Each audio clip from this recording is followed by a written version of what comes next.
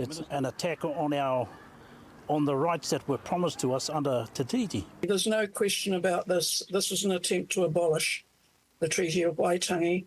The legal document from the Ministry of Justice, leaked to One News, warns the government's proposed principle. So again, what I want to show you, we showed you this last year, and I've got some clips of the last year stuff we showed you, is this government is becoming like part of their, what's the word? Part of their operating core is to ignore official advice. Principles are at odds with both the spirit and text of the treaty. One example is the Coalition's version of Article 2, which says the government will honour all New Zealanders in the chieftainship of their land and property. But the leaked document says that was an exclusive agreement between the Crown and Māori. Which is why I brought that up with Deb, right? So the contract that is the treaty is between the Crown and Māori. One of the things Seymour was trying to do is make it between the Crown and all New Zealanders.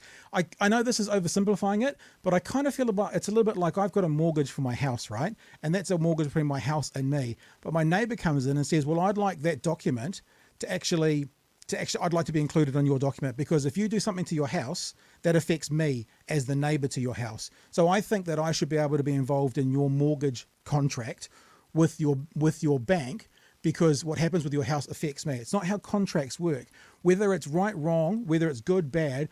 And I was thinking about, here's a story, and I was going to say this to Deb, but I don't want to hold it for too long.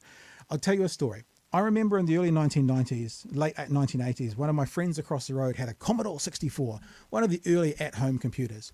His dad, and I can remember the story because they talked about it in our teens, his dad had an insurance policy that ensured replacement on any computer gear, because it was a very early stage of computers. And so any computer that got stolen or burnt or whatever got complete replacement. Now, 15 years later, they had a computer get stolen that was 10 years old, but they had the same agreement that they'd signed on to 15 years before. Now, obviously, 15 years later, so let's say this is the year 2000, we all knew, as soon as you drive a computer off the forecourt that drops by half price, we're not going to get you a replacement, we'll give you market value. But because he had an old contract with his insurance company, he hadn't changed it, they had to replace it in its entirety. So even though his contract wasn't fit to purpose for the year 2000, because he'd signed it in 1988 and they'd never changed it, they had to go by the 1988 contract. If you sign a contract and something in society or something in the area changes and it doesn't make that contract as good for one party, i.e. the insurance company, as before, you don't just get change it on a whim. And that's what he's trying to do. That's what Seymour's trying to do. He's trying to renegotiate the contract by telling one party within the contract, yeah, we're not going to do it that way anymore. The treaty was a document that was signed throughout the country in 1840 between representatives of the Crown and rangatira. To misinterpret deliberately and make it to cover everyone. There you go. So that's the first part of it as well.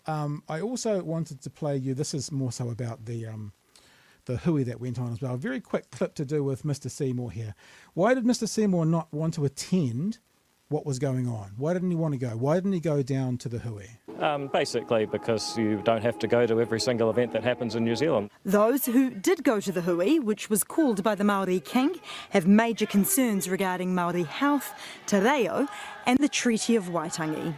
David Seymour says the new government is trying to unify New Zealand. I'm sick and tired of people being categorised by questions like News Hub's right now. Do I think Māori are happy? There's no answer to that, because actually there's about 750,000 people who are quite capable of thinking for themselves and don't need to be categorised by race. At the hui... This is what I was saying to Deb as well, but he'd be perfectly happy. In fact, we've heard Brooke Van Velden say New Zealand has voted for. New Zealand has voted for change. New Zealand has voted for X, Y, Z. So what Seymour's trying to do is push back against the term what's good for Māori, categorising them as a group, but they will use it when they want.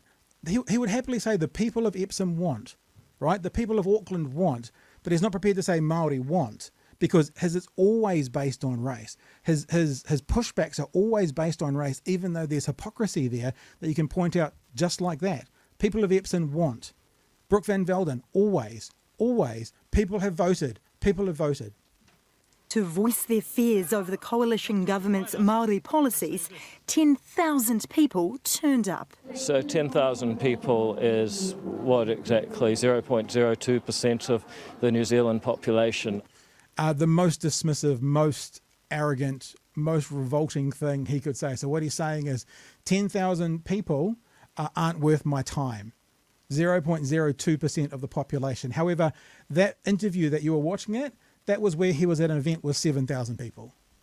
So going to an event with 7,000 people was worth it. Now, my math says 7,000 is less than 10,000. Tell me if I'm wrong. But one of the reasons he wouldn't go to the hui is because it only had 10,000 people. That's only 0.02% of the population. There were more than 7,000 men, women and children at Eden Park in Auckland then to offer special prayers to Lord Ram and Aviator of Vishnu. So there you go. And finally, this is that comment that we talked about. I'll just play it. It's only 18 seconds, about the white supremacist underpinned government, if you haven't seen it yet. If anything, this white supremacist underpinned government has shown us that we will galvanise around ourselves and our mokopuna and remind ourselves that Wellington is not our salvation.